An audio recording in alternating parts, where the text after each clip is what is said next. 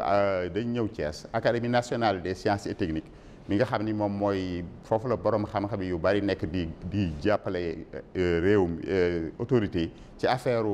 ci lépp lu ñuy def ci science moom moo def benn enquête boo xam ni dañ ko tuddee contenu local nag boo déggee ñu koy wax mooy pour que nit ñi société bi dans son ensemble ñu gis seen bopp ci lii mine yi def pétrole bi gaz bi ak mine yi ak or bi diamant bi ñoom ñu gis ci seen bopp loolooy contenu local. donc contenu local boobu dafa am solo parce que buñ ko deful moom mooy indi xeex ak ci problème yu bari am na sax ñu ci gaañu ci année 2022 fële ca Kédougou ñaari nit gaañu nañ ci fa Mamakono ak Xosanto. donc contenu local boobu nag académie bi dafay initier benn enquête boo xam ni mooy saytu lan lañ koy mën a def pour mu gën a jëm kanam parce que dafa am objectif yoo xam ne état bi moo wax ni daf ko bëgg am dafa ne indice de contenu local mooy li ñuy mën a mandargalee contenu local fi mu ne peut-être ñuy wax ak ñi ngi am fukk ak juróom bëgg nañu 2030 donc ci fekk juróomi at que mu nekk juróom fukk bu dee emploi yi bëgg nañu téeméeri emploi yu nekk juróom-ñett fukk yi ay sénégalais yore ko ci secteur extractif que ce soit pétrole bi gaz bi ak mine bi donc loolu mooy solo enquête bi donc enquête boobu tey dañ ñëwoon Thiès parce que Thiès xam nga mooy dëkk bi gën a am solo ci affaire mine ak pétrole dëkk bi gën a am solo mooy première région après Kédougou topp ci donc tey dañ ñëwoon Kédougou pour saytu donc li fi xew waxtaan ak nit ñi ni ñu ko defee nag ñun dañ ci boole ñëpp ku ci war a bokk rek bokk nañ parce que contenu local moom ñëpp ko moom li ko gouverneur waxee ku nekk war nga ci gis sa bopp donc ñu waxtaanee nit ñi ku nekk wax sa xalaat bu ñu fi jógee ñu jël recommandation yaa xalaat yu rafet yooyu jox ko autorité pour que vraiment seen objectif bi ñu bëgg atteindre en 2030 yàlla gën ci teg loxoom mu gën a yomb daal loolu daal mooy en substance liggéey bi ñuy def fii ci Thiès tey. bi li ñu fi dajale te mu ñëw bokk ci waxtaan bi mooy li ñuy wax contenu local maanaam naka lañ mën a def ba lii bees ci Sénégal muy maanaam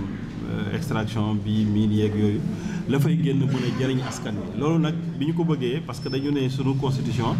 dañ ne lépp luy ressource naturelle nekk ci suuf si rek askan wee ko moom kon il faut ñu xam naka lañ koy séddalee askan wi ndax ñëpp bokk ci donc ndaje yi dafa bari ñu dem ba indi lu ñuy wax loi sur le contenu local kon baaxoon na ñu daje waxtaan si ndaxte mu loi bi ni ñu koy jëmmalee fii ak nañ koy jëmmalee feneen dafa wuute mais état dafa teg instrument maanaam ay jëntukaay yoo xam ne comme le conseil national mu ni nag moom moo koy topp gëstu ko orienté ko waaye nag moo tax ma ni ci sama wax léegi pour ñu xam ndax mën nañu waat tasaare mbir mi séddale ko ba jaar ca mu war a jaar ku si nekk jot ci la nga war a jot il faut ñu xam lan mooy loi sur le contenu local lan mooy le conseil national bi nga xam ne moo ko war a ceytu ba nga xamante ni ku si nekk da nga ci gis sa bopp parce que li am solo mooy fexe ba li ñëpp bokk ñëpp gis ci seen bopp parce que loolu moo jafe olof day wax ñaareel yàq ndaje mooy nga génn ci ko ca bokk wala nga dugal ci ko ca bokk loolu yàq ndaje donc loolu la ñuy éviter fii bëgguñu mu dal ñu kon il faut ñu gën a waxtaan ba nit ñi ñu mën leen a wax luy contenu local waaye mën leen a tàggat ba ñu xam yoon wi ñu war a jaar ba mën a jot loolu nga xamante ni xëy na yeleef la wala ou bien xaalis la boo xam ne mën na génnaat dellu ci askan wi moo tax daje yu mel ni dafay baax ndaxte dafa am ci sunu dund lu ñuy dab parce que ñun autorité administrative li ñuy wax ñaare dans les secteurs mine ak hydrocarbures su coow amee rek c'est parce que communauté yi dañoo ne gisatuñu seen bopp ci mbir mi waaw naka la ñuy war a def nag ba coow li doo mooy waxtaanee ko li nga xamante ni moom la yoon teg ñu ne nañ ci topp mais nañ ko xamal nit ñi ba ñu xam ko xam lan moo siy njariñ ñu ànd ko nag topp ko mais saytu ko ndax ki jóge bitim réew ñëw indi xaalis wax na ko léegi chambre des mines effectivement yoon la pour état du Sénégal mu gunge li ñuy wax la garantie de l'investissement dëgg la waaye ci biir garantie de l'investissement da nga ñëw wut si xaalis mais da nga indi jikko bu ñu xamul woon ci sunu askan indi jikko bu ñu xamul woon ci wàllu dundin ci ñi nga xam ne mooy gox yi nga xam ne foofu ngay liggéey kon faaw loolu nga xam ne yaa ko wëlbatite bu su faanee nga dàmp ko nga faj ko ci anam yu bari loolu mooy contenu local bi bu nekk nag bu nekkee ni taxaw na nam war a taxawee ba ku nekk gis ci sa bopp coow du bari mais su coow li baree rek c'est parce que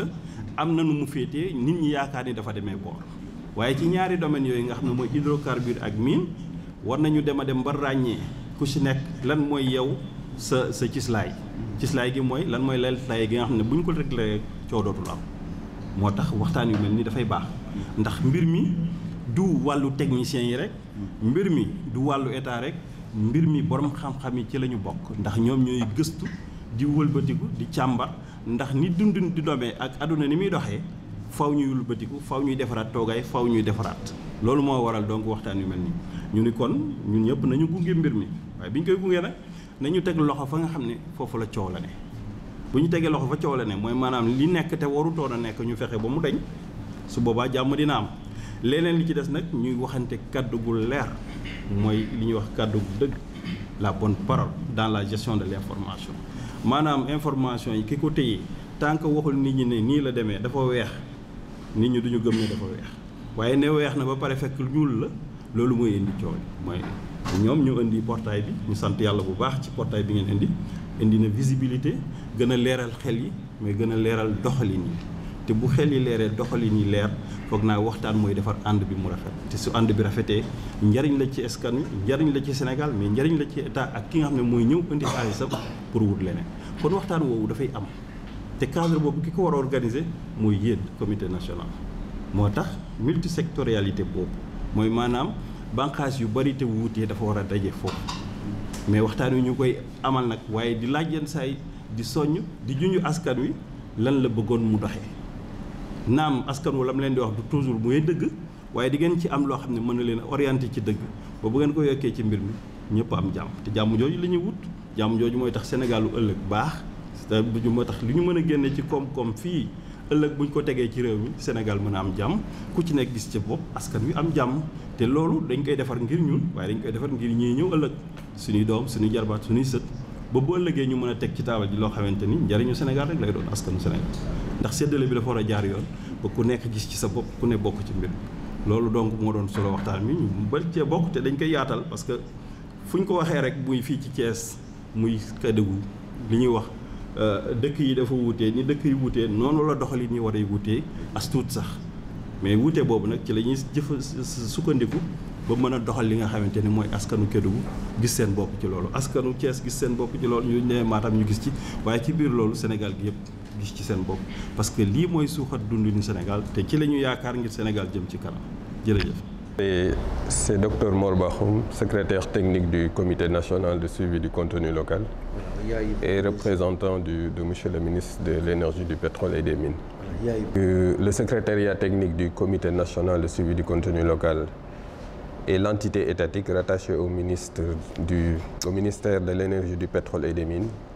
et qui a en charge la mise en œuvre pratique de la loi sur le contenu local. Une loi qui a été adoptée en 2019 et qui a commencé à être appliquée effectivement dans le secteur des hydrocarbures vers 2021 et dans le secteur des mines en début 2024. Des avancées ont été notées dans l'application de la loi, spécialement dans le secteur des hydrocarbures, qui coïncide un peu avec la phase de production du pétrole au niveau de Sangomar, mais avec les attentes également du First Gas au niveau du projet GTA. Donc, le secrétariat technique s'est attelé à mettre en place un dispositif de contrôle pour faire de sorte que les entreprises locales, qui sont les destinataires premiers de cette législation sur le contenu local, puissent capter toutes les opportunités sur la chaîne de valeur dans l'industrie extractive et dans le secteur du pétrole et du gaz. Dans le secteur des mines également, où la législation est relativement nouvelle, des efforts sont en train d'être faits pour sensibiliser sur le potentiel du contenu local, mais également de la mise en œuvre et de l'applicabilité de la loi sur le contenu local. Donc depuis le 1er janvier 2004, nous avons vu une progression positive de l'acceptation de la législation sur le contenu local à travers leur inscription sur la plateforme de mise en relation, une plateforme qui est mise en place par le secrétariat technique où toutes les opportunités de marché sont publiées. Et également, par rapport à la problématique de l'emploi,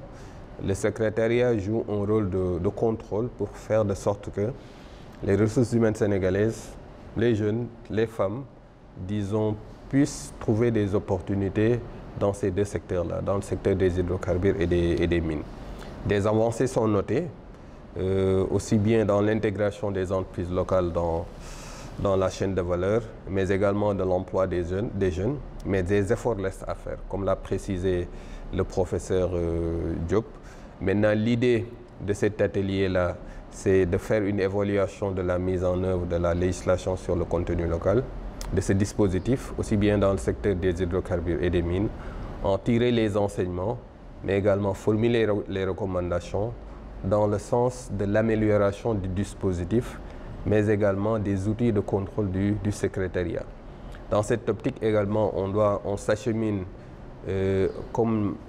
disons, indiqué par les autorités vers l'adoption, la conception et l'adoption d'une stratégie sur le contenu local à l'horizon 2030. Le secrétariat y travaille en relation avec le Comité national du suivi du contenu local et les résultats de ces travaux-là, de cette journée, vont être utilisés pour alimenter la réflexion dans le cadre de l'élaboration de cette stratégie. Une stratégie qui sera inclusive et qui va impliquer toutes les parties prenantes. Quand on parle de population, il y a deux aspects. Il y a les entreprises locales. Il y a beaucoup d'entreprises locales qui ont gagné des marchés dans le secteur des hydrocarbures au moment de l'exploration, mais également du développement et dans la phase de production dans le secteur des hydrocarbures. Dans le secteur des mines, certes, la loi sur le contenu local elle est nouvelle, mais il y a beaucoup d'entreprises locales également qui ont pu trouver des opportunités dans ce secteur.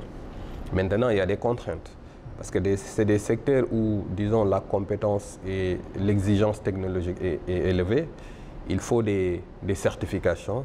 Et le rôle du secrétariat en relation avec les autres structures gouvernementales, dans le cadre de ce qu'on appelle le guichet unique, c'est d'accompagner le secteur privé national, les entreprises locales, les jeunes dans la formation, dans la capacitation, pour qu'ils puissent monter en compétences et pouvoir, disons, saisir ces opportunités dans ces deux secteurs-là. Donc c'est un aspect également sur lequel le secrétariat travaille.